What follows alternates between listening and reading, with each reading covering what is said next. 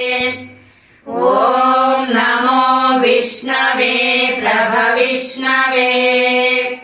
वैशम्पायन उवाच श्रुत्वा धर्मानशेषेण पावनानि च सर्वशः युधिष्ठिरस्यान्तनवम् पुनरेवाभ्यभाषत।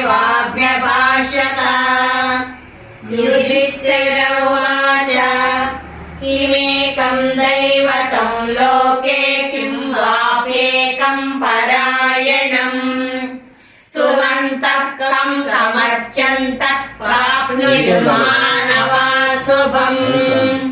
को धर्मः सर्वधर्माणाम् भवतः परमो मतः किं जपन्मुच्यते जन्तुर्जन्म संसारबन्धनात्।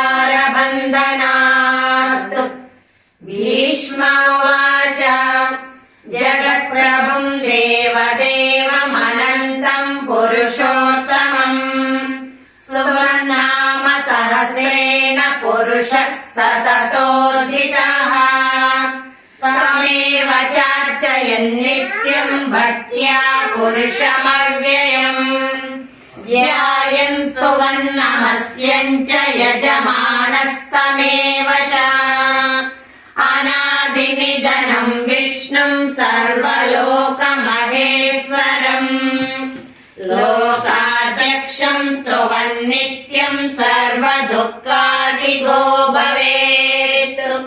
ब्रह्मण्यम् सर्वधर्मज्ञम् लोकानाम् कीर्तिवर्धनम् लोकनाथम् महद्भूतम् सर्वभूतभवोद्भवम्। एष मे सर्वधर्माणाम् धर्मोऽधिगतमो मतः यद्भक्त्या पुण्डरीकाक्षम् स्तवैरर्चेर्नरः सदा। परमं यो महस्तेजः परमं यो महत्तपः परमं यो महद्ब्रह्म परमं यः परायणम्।